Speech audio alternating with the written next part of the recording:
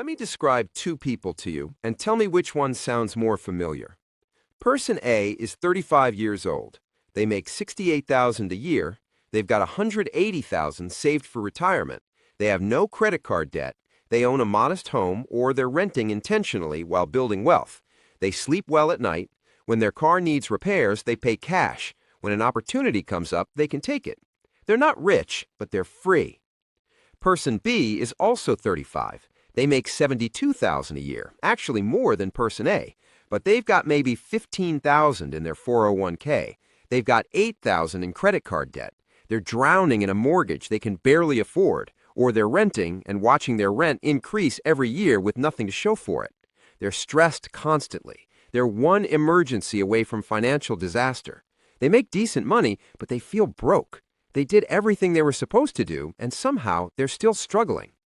The difference between these two people isn't luck. It's not intelligence. It's not even income. The difference is decisions. Specifically, decisions made between the ages of 25 and 35.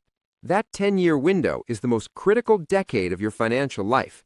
The money moves you make or don't make during this time will determine whether you're Person A or Person B. And here's the brutal truth. Most people end up as Person B, not because they're lazy or stupid, but because nobody ever told them what to do during those critical years. If you're under 35 and you want to be financially secure, if you're over 35 and you wish someone had told you this earlier, this video is going to give you the exact roadmap. My name is John, and I've spent years studying what financially successful people did differently in their 20s and 30s compared to people who struggle forever. And the patterns are shockingly consistent. There are 10 specific money moves that almost everyone who builds real wealth makes before 35, and almost everyone who stays broke either ignores them or does them too late. If this resonates with you, make sure to hit that subscribe button and give this video a thumbs up, because what I'm about to share could be worth hundreds of thousands of dollars to your future self. Here's what most people don't understand about building wealth. It's not about one big win. It's not about getting lucky with investments or starting a successful business or inheriting money. For most people, wealth is built through a series of unsexy, unglamorous, consistent decisions made early enough that compound interest can work its magic. The reason 25 to 35 is so critical is because of something called the power of time. A dollar invested at 25 has 40 years to grow before retirement at 65. At a 10% average annual return, that dollar becomes $45. A dollar invested at 35 has 30 years to grow. It becomes $17. You waited 10 years, and that dollar is now worth less than half. A dollar invested at 45 becomes $6. You're getting crushed by time. This is why people who start investing in their 20s can become millionaires on modest incomes, and people who start in their 40s have to save insane amounts to catch up.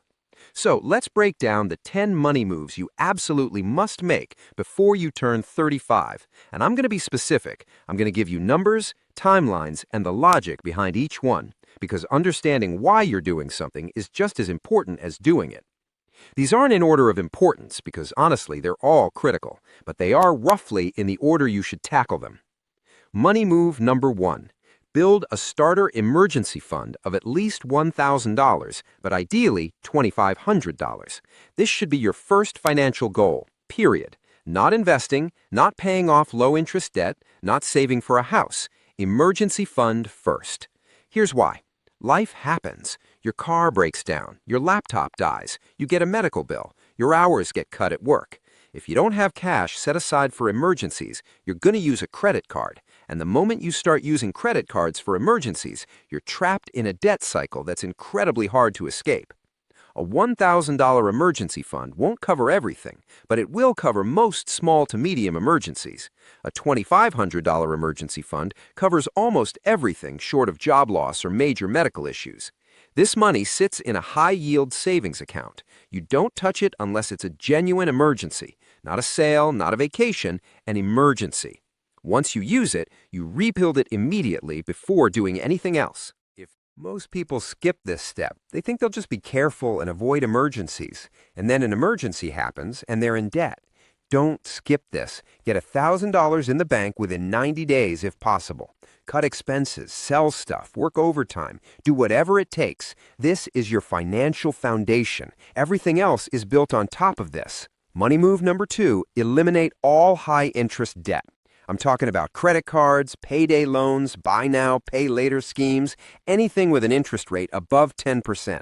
This debt is a financial emergency. It's a house fire. You don't casually work on putting out a house fire. You drop everything and deal with it now.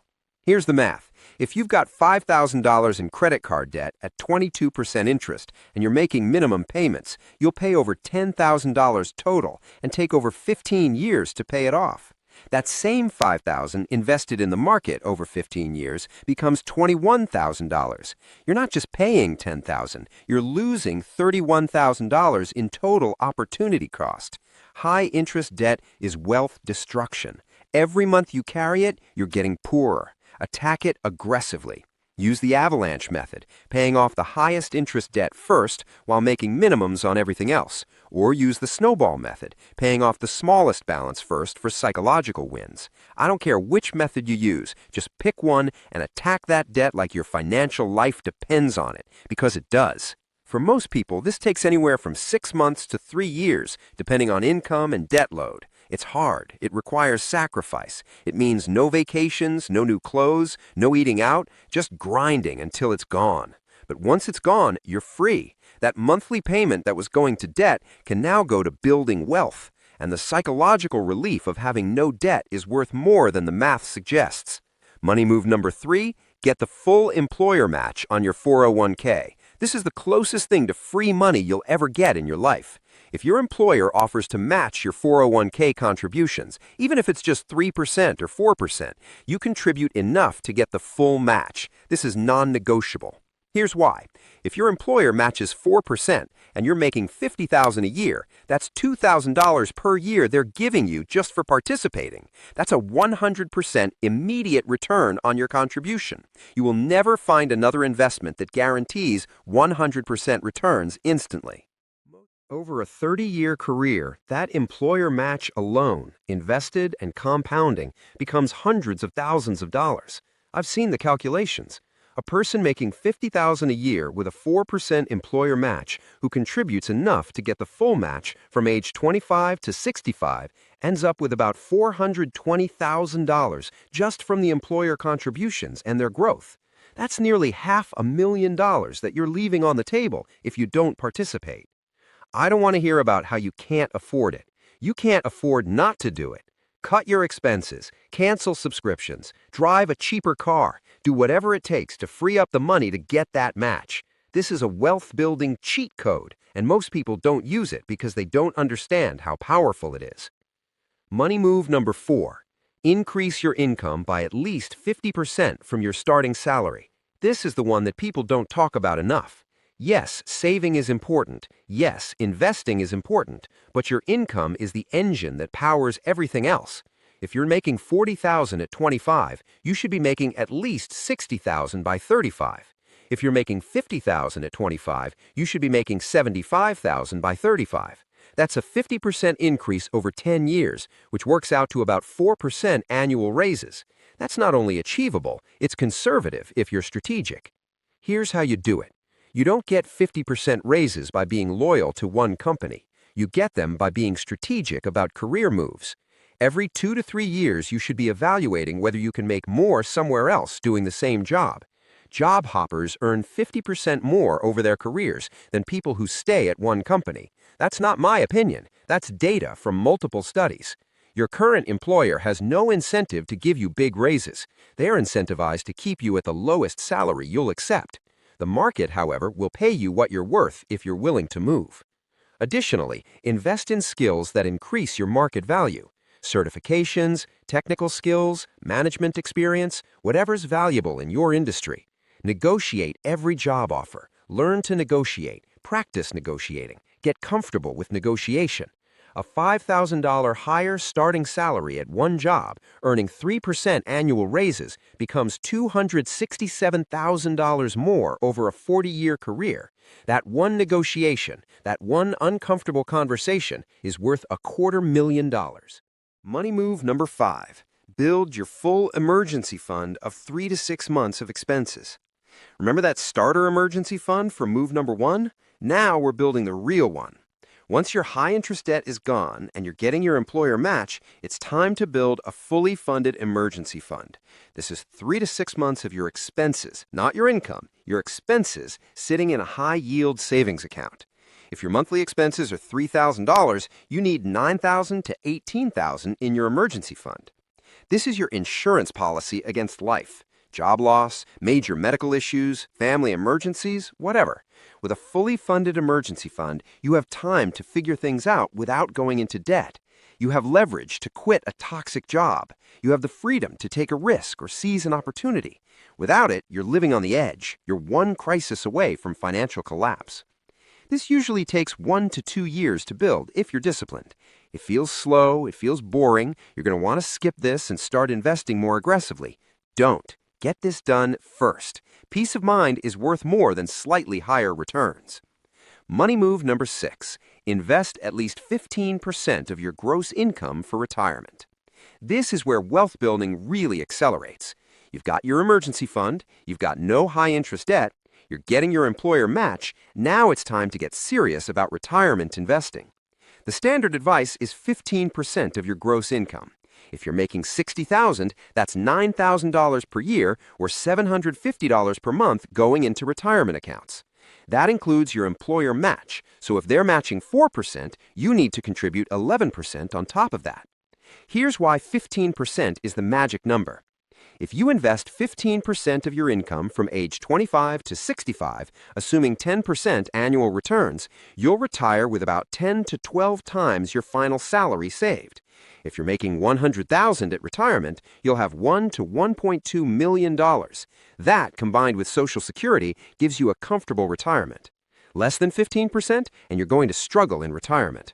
More than 15%, and you're going to retire early or wealthy or both. This goes into tax-advantaged accounts. Max out your 401k up to the employer match first. Then max out a Roth IRA, which is $7,000 per year as of 2024.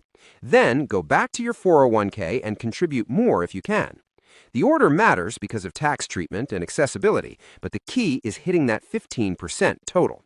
If you do this consistently from 25 to 35, you'll have over $100,000 saved by 35, even on a modest $50,000 salary. That $100,000 then grows to over $1.5 million by retirement without another dollar added. That's the power of starting early. Money move number 7. Avoid lifestyle inflation like it's a disease, because it is. Lifestyle inflation is the silent killer of wealth building. You get a raise, you upgrade your lifestyle. You get a promotion, you upgrade your lifestyle. You pay off debt, you upgrade your lifestyle. Every time your financial situation improves, your spending increases to match it. And you never build wealth because every dollar you free up gets spent. Here's the move. When you get a raise or pay off debt or have any increase in available cash flow, immediately redirect at least 50% of it to wealth building. Got a $5,000 raise? Increase your retirement contributions by $2,500 automatically. Paid off a $400 a month car loan? Immediately set up a $200 per month automatic investment. Don't let that money hit your checking account where it can get spent. Automate it away. This is hard because it feels like you're not making progress. You got a raise, but your lifestyle didn't improve. Your debt is gone, but you're not living better. But this is the key. Your lifestyle can improve later once you've built real wealth. If you improve your lifestyle now, you'll never build wealth. You'll just be comfortable and broke. Save now, live well later. That's the trade, and it's a trade worth making. Money move number 8. Buy a reliable used car with cash or finance minimally. Transportation is one of the biggest wealth killers for young people. The average new car payment in America is $750 a month. Over 6 years, that's $54,000 plus interest for a depreciating asset that loses half its value in 3 years. It's financial insanity. Here's what you do instead. Buy a reliable used car that's 3 to 5 years old for $12,000 to $18,000. Pay cash if possible. If you have to finance, keep it under $20,000 and pay it off in 3 years maximum. A used Honda Civic or Toyota Camry or Mazda 3 with 40,000 miles is going to last you another 150,000 miles easily with basic maintenance. It's going to save you $30,000 to $40,000 compared to buying new. And those savings invested from age 25 to 65 become $1.3 to $1.8 million. One car decision, $1.8 million in retirement. Let that sink in. Drive the used car, invest the difference, retire rich. Money move number 9. Start a side income stream or develop a monetizable skill. This is your insurance policy against job loss and your accelerator for wealth building. In your 20s and 30s, you have energy and time. Use it to build something beyond your day job. This could be freelancing, consulting, a small business, gig work, whatever. The goal is to create an additional income stream that brings in at least $500 to $1,000 per month. This serves multiple purposes. 1, it increases your total income, which accelerates debt payoff and wealth building. 2, it diversifies your income so you're not dependent on one employer. 3, it develops skills and connections that can lead to better opportunities. 4, it can grow into something bigger if you want it to. Some of the wealthiest people I know started side hustles in their 20s that eventually replaced their day job income. You don't have to work 80-hour weeks. Even 5 to 10 hours per week on a side income can generate meaningful money. $500 per month is $6,000 per year. Invested over 30 years at 10% returns, that becomes $1.1 million. Your side hustle could literally be worth $1 million in retirement if you invest the proceeds. Money move number 10. Educate yourself financially and build wealth-positive relationships. This is the meta move that makes all the other moves easier. You need to invest in your financial education. Read books, listen to podcasts, take courses, follow credible financial educators. The goal is to understand how money actually works so you can make informed decisions instead of relying on conventional wisdom, which is usually wrong. Additionally, surround yourself with people who are building wealth. Your peer group determines your financial outcomes more than almost anything else. If your friends are savers and investors, you'll save and invest. If your friends are spenders and consumers, you'll spend and consume. It's social pressure. It's normalization. It's human nature. You need to be around people who make you feel normal for driving a used car and living below your means and investing aggressively. This might mean distancing yourself from friends who mock you for being frugal or who pressure you to spend. It might mean seeking out new communities, online or in person, where financial responsibility is celebrated. It might mean having uncomfortable conversations about money with your partner or family. But this is essential. You can't build wealth in an environment that's hostile to wealth building. Now let's talk about what happens if you actually do these 10 things, because the results are staggering. Let's say you start at 25, making $45,000 a year. You follow this roadmap. By 35, you've increased your income to $68,000, a 50% increase. You've got no high-interest debt. You've got a 6-month emergency fund of about $18,000. You've been investing 15% of your income, so you've got approximately $110,000 in retirement accounts. You own a paid-off used car. You've got a side income bringing in $6,000 per year. Your total net worth at 35 is about $140,000, including your emergency fund and retirement accounts. That might not sound like much, but here's where it gets interesting. If you continue on this path, just maintaining what you've built, not even increasing it, by 45, you've got $380,000. By 55, you've got $920,000. By 65, you've got $2.1 million. You're a multimillionaire on a middle-class income, because you made the right moves between 25 and 35 and let compound interest do the rest. Now let's look at what happens if you don't do these things. Same starting point, $45,000 at age 25, but you don't follow the roadmap.